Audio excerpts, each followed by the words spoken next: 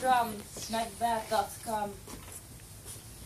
So foul a Faraday I have not seen.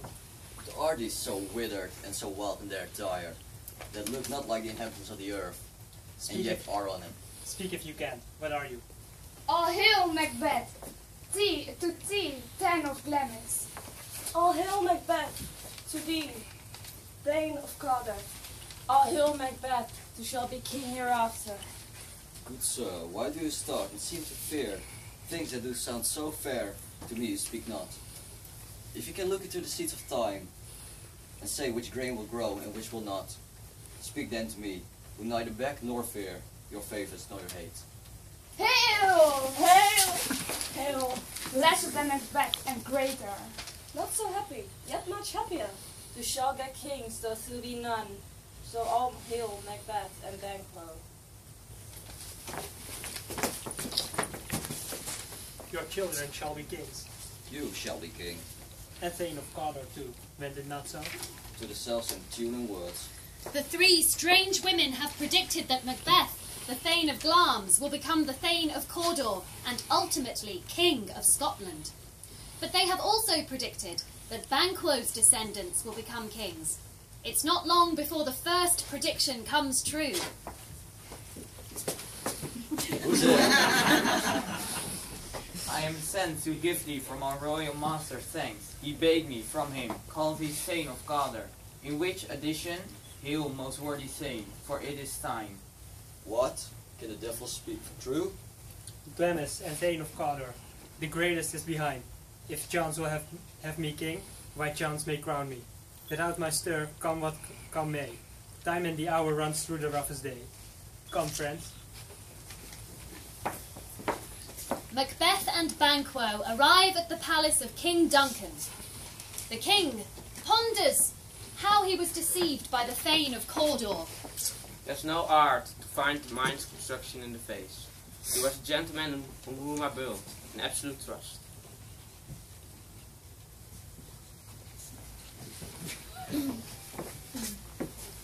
Oh, worthiest cousin. The service and the loyalty I owe, in doing it, pays itself. Noble Banquo, let me unfold thee and hold thee to my heart. There, if I grow, the harvest is your own. Sons, kingsmen, thanes, and you, whose places are the nearest, know. We will establish our estate upon our eldest, Malcolm, whom we name hereafter, the Prince of Cumberland, from hence to Inverness. I'll be myself, the harbinger, and make joyful the hearing of my wife with your approach. The Prince of Cumberland is the step on which I must fall down, or else overlap. For in my way it lies, stars, hydro fires. Let no light shine to see my black and deep desires. Duncan has named his son Malcolm as his successor as king. Macbeth realizes that in order for him to become king, he must kill Duncan. Meanwhile, at Macbeth's castle, Lady Macbeth has received a letter from her husband telling her of the strange events that have occurred. She is an ambitious and ruthless woman who will stop at nothing to be queen, but fears her husband may not kill Duncan to claim the crown. Glam thou art, and Cawdor, and shalt be what thou art promised. Yet do I fear thy nature, it is too full of the milk of human kindness. To catch the nearest way, come, you spirits, that tend on mortal thoughts, and sex me here and fill me from the crown to the toe, top full of direst cruelty. Great lands, worthy father. My dearest love, Duncan comes here tonight. And when goes hence? Tomorrow, as he proposes. Oh, never shall sun that morrow see. Your face, my Thane, is as a book where man may read strange matters, look like the innocent flower, but be the serpent under. We will speak further. Only look up clear, to all the favour ever is to fear, leave all the rest to me. And while Macbeth goes to prepare, Duncan arrives with Malcolm and Banquo. This castle at a pleasant sea, the air, nimbly and sweetly, recommends itself unto her gentle senses. See, see, Our honored hostess, conduct me to mine host. We love him highly, and shall continue our graces towards him. And so Macbeth and Lady Macbeth now have the king exactly where they want him. Malcolm and their followers eat and drink happily, unaware of the terrible plans that have been laid. Lady Macbeth is determined to murder Duncan, but Macbeth has second thoughts. If it were done when 'tis done, then 'twere well if it were done quickly. If the assassination could trample up the consequence and catch with his surcease success. But this blow might be the be-all and the end-all here. But here, upon the bank and shoal of time, would jump the life to come. But this Duncan hath been so clear in his great office, that his virtues will plead like angels, trumpet-tongued against the deep damnation of his taking off. I have no spur to pick the sides of mine intent, but only vaulting ambition which o'erleaps itself and falls to the other. How? Why have What you left news? the chamber? We will proceed no further in this business, yet he hath honoured me of late. Was the whole drunk wherein you dressed yourself? Although feared to be in thine own accent veilen as thou art in desire. If we should fail, We fail, but screw your courage to the sticking place and will not fail. What cannot you and I perform upon the unguarded Duncan? I am settled, and bend up each corporal agent to this terrible feat. Away and mock the time with the fairest show. False face must hide what the false heart doth know.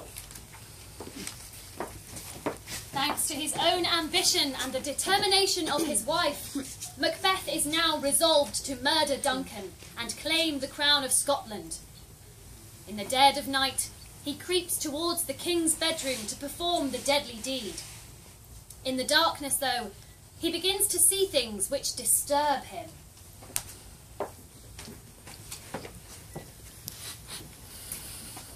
Is it a dagger which I see before me? The handle towards my hand. Come, let me clutch thee. I have thee not, yet I still see thee still. Thou marshalledst me the way that I was going, and such an instrument I was to use. Mine eyes are made the fools of the other senses, thou sure and firm earth. Thy very stones prate of my whereabouts. I go, and it is done. The bell invites me. Hear it not, Duncan, for it is a knell that summoneth thee to heaven or to hell. Lady Macbeth has got the king's 2 guards drunk and told her husband to use their daggers to stab King Duncan and wipe them so they will take the blame. She waits for Macbeth to return.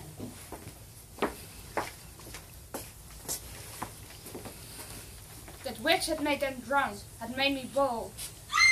Hark! Peace! It was the old that shrieked, the fatal bellman. I left their daggers ready. Ye could not miss him. Had he not resembled my father as he slept, I had done it. My husband! I have done the deed. Didst thou not hear a noise? I heard the owl scream and the crickets cry. This is a sorry sight. A foolish thought, to say a sorry sight. Why did you bring these daggers from the place? They must lie there. Go carry them and smear the sleeping rooms with blood. I'll go no more. I am afraid to think what I have done. Infirm of purpose, give me the daggers. The sleeping and the dead are but as pictures. My hands are... What hands are here? Ha! They pluck out mine eyes. Will all great Neptune's ocean wash this blood clean from my hand? My hands are of your color, but ashamed to wear a heart so white. A little water clears us of this deed. How easy is it then? How easy indeed. The murder is discovered. The king's guards take the blame and are put to death. And Macbeth is crowned the King of Scotland. The prophecy given by the 3 witches has finally come true. However, Macbeth wasn't the only one the witches gave a prophecy to.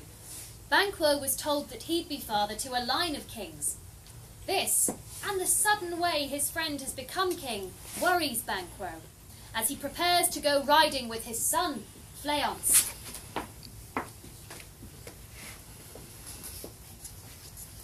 Thou rested now, king.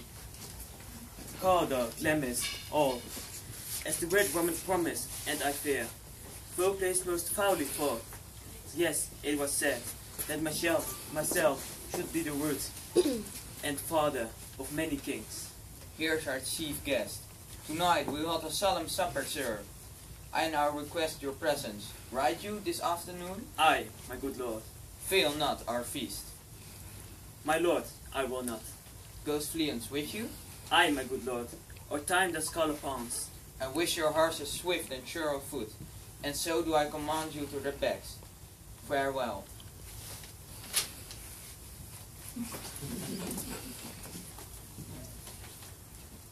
To be thus is nothing, but to be safely thus. Our fears in Banquo stick deep. They hailed him father to a line of kings. Upon my head they placed a fruitless crown. Macbeth decides that to be safe as king, he must now kill Banquo and Banquo's son Fleance. He hires 2 murderers to do his dirty work. Both of you know Banquo was your enemy. True, my lord. So he is mine.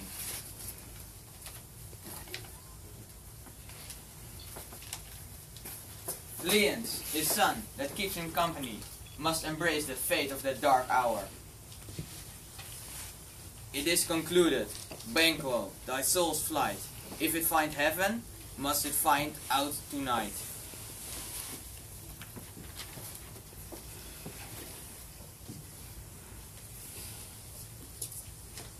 It will be wait tonight. Let it come down.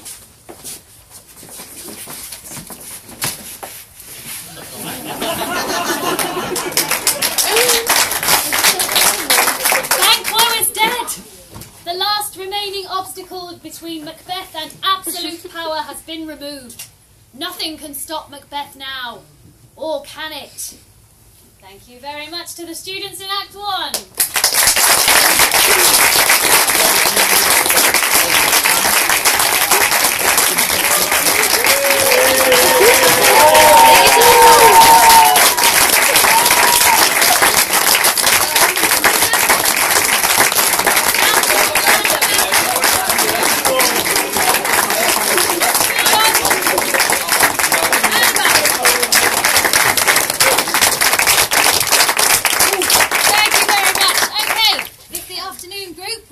Downstairs and go backstage to get your costumes on, and if you'd like to take a seat